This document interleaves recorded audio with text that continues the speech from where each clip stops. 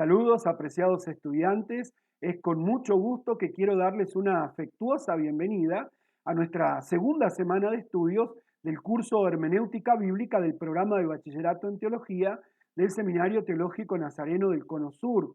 Esta semana vamos a estudiar la segunda unidad de este curso que se titula el proceso hermenéutico en la historia. ¿Por qué estudiar la historia de interpretación bíblica? Es la primera pregunta que nos hacemos. Y bueno, respondemos a esto que ya que muchas personas defienden la correcta interpretación o tener la correcta interpretación, decimos que esto puede acarrear la tentación de creernos únicos en la interpretación de la Biblia. Es así que se vuelve necesario equilibrar nuestra perspectiva respecto al estudio de cómo se ha interpretado la Biblia a lo largo de toda la historia. De esta manera también fortalecemos nuestro argumento, tanto para defender nuestra fe como así también para profundizar en nuestro conocimiento de la palabra.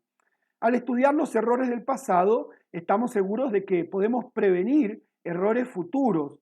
Ya lo dijo el famoso filósofo Santalla, aquel que olvida su pasado está condenado a repetirlo.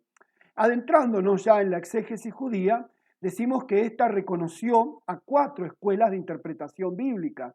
La primera que vemos es la escuela Peshat, y esta era una escuela de interpretación literal y era la más conocida por todos, y sirvió como base de otro tipo de exégesis, aunque lamentablemente no hay mucho registro de esta escuela. La segunda es la escuela midrásica y es aquella que incorpora ciertos recursos hermenéuticos especiales, como son las figuras del lenguaje, y esta sirvió de base para la interpretación de la exégesis en la iglesia primitiva. El tercer caso es la escuela Pesher, y esta posee un enfoque un poco más escatológico y fue muy usada por los habitantes de la región de Cambrón. Finalmente tenemos la escuela alegórica, que obtiene una herencia de la filosofía griega, la cual trataba de explicar mediante alegorías el conflicto que existía entre la mitología y las pasiones desenfrenadas de los dioses, de la filosofía y la búsqueda de la virtud. Un ejemplo de exégesis alegórica se puede ver en la historia de Abraham, su viaje hacia la tierra prometida. Se dan diferentes significados, como pueden ser el caso de Abraham, que representa a un filósofo estoico, que si bien trata de no ser presa de sus pasiones, aún es víctima de sus sentimientos. Caldea, el lugar de donde él sale, representa su sensualidad. Harán es una palabra que significa agujeros. El lugar a donde él llega representa el vacío que ha tenido por los sentidos de los cuales él ha salido. Cuando Abraham se vuelve Abraham, entonces esto viene a significar que ahora tenemos un filósofo iluminado y su relación con Sara representa la relación propia con la sabiduría. Si hablamos de la exégesis de Jesús, en el caso de nuestro Señor Jesucristo, cuando Él trató narraciones del Antiguo Testamento, Él las mostró como hechos verdaderos, no como historias alegóricas. Es así que cuando Él, por ejemplo, narra la historia de Jonás en el vientre del gran pez para dar la señal que requerían los fariseos, Él lo dio como un hecho real, un hombre que estuvo 3 días y 3 noches en el vientre de un gran pez, sin referirse a algún tipo de significado extra. Vemos en la exégesis de Jesús respecto de estas narraciones un significado directo cuando cuando un fariseo le pregunta a Jesús acerca de quién es mi prójimo. El Señor Jesucristo relata la palabra del buen samaritano, donde no se busca ningún tipo de significado alegórico, simplemente se busca explicar quién pues de estos 3 te parece que fue el prójimo, del que cayó en manos de los ladrones. De esta manera, a través de la interpretación que realiza Jesús sobre las Escrituras, él denuncia los métodos casuísticos religiosos. ¿Por qué también vosotros quebrantáis el mandamiento de Dios por vuestra tradición? Fue uno de los argumentos con los que el Señor Jesucristo encaró y expuso a los fariseos y escribas. Es así que su interpretación se vuelve reconocida Y cuando terminó Jesús estas palabras, dice la Biblia, se admiraban de su doctrina. Si bien es cierto que Jesús no emplea el uso de significados alegóricos, sí emplea el uso de modismos hebreos. Vamos a la exégesis patrística y medieval. La exégesis medieval se va a dar con el movimiento de la patrística, donde lo que se busca es entender el Nuevo Testamento, aunque hay una nula investigación hacia la fuente primaria y donde también impera el método alegórico. Esto es debido a la base de la escuela de Alejandría, con tres figuras bien importantes y que resaltaron de su época, como son Clemente, Orígenes y Agustín. Y esta exégesis o interpretación de las escrituras se basa en los sentidos. Por ejemplo, el sentido histórico, si hablamos de Jerusalén, nos referimos a la ciudad de David, mientras que un sentido alegórico representa a Jerusalén como la iglesia de Cristo. En un sentido moral, Jerusalén representa el alma humana, y en un sentido anagógico o místico, Jerusalén representa la ciudad celestial del Apocalipsis. La escuela de Antioquía. Cabe destacar el papel de la escuela de Antioquía, quien buscó contraatacar la escuela alegórica, dándole mayor preferencia al sentido gramático histórico. Es así que el significado espiritual se da en el suceso mismo.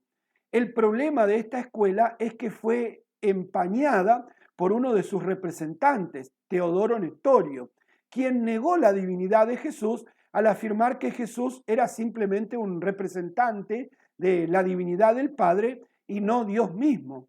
Sin embargo, en la escuela de Antioquía presentaba una exégesis más centrada, tomando el mismo ejemplo del viaje de Abraham. El significado sería el acto de fe de un hombre que dejó la comodidad de su tierra por ir hacia lo desconocido en obediencia a Dios por algo que había prometido. Es así que Abraham y Sara y las ciudades no tienen otro significado que el mismo que les da el propio relato. La exégesis de la Reforma y posreforma, y justamente con la llegada de la Reforma y la posreforma, se busca una respuesta al oscurantismo medieval. Y entonces la interpretación de las escrituras va a partir de los idiomas originales. Martín Lutero va a basar su interpretación bíblica desde la perspicuidad bíblica, es decir, la Biblia es clara en su mensaje. Calvino buscará resolver la interpretación bíblica a partir del contexto tanto gramático como también de pasajes paralelos. El movimiento confesionalista se basa en los credos que ellos mismos hicieron respecto a los concilios católicos de la Contrarreforma. El pietismo será un movimiento que basará la interpretación de las Escrituras a la unión del Espíritu Santo. Y el movimiento racionalista basará la interpretación de las Escrituras tomando como eje el juicio o la razón, mientras que el empirismo basará la interpretación de las Escrituras en la realidad de los sentidos. Llegamos a la hermenéutica moderna, y con la llegada de la hermenéutica moderna surgen movimientos como el liberalismo, donde se habla de grados de inspiración y donde la interpretación bíblica está en la razón de buscar una experiencia religiosa. La neortodoxia, que tomará la Biblia simplemente como una colección de mitos, negará e incluso hasta los milagros registrados en la Biblia. Y la nueva hermenéutica basará la interpretación bíblica en la realidad del lenguaje que contiene, un poco o muy similar a lo que se hace con la lingüística. Quiero anunciarles también y tomar un tiempo para decirles que en la plataforma de este curso ustedes van a encontrar el módulo con la lección que corresponde a esta semana y también varios materiales complementarios que sugiero que ustedes bajen a su computadora y vayan nutriendo su propia biblioteca digital. Es muy importante también la participación de cada uno de ustedes en el foro de integración semanal, respondiendo primero la consigna y luego interactuar con las respuestas de por lo menos 2 de sus compañeros.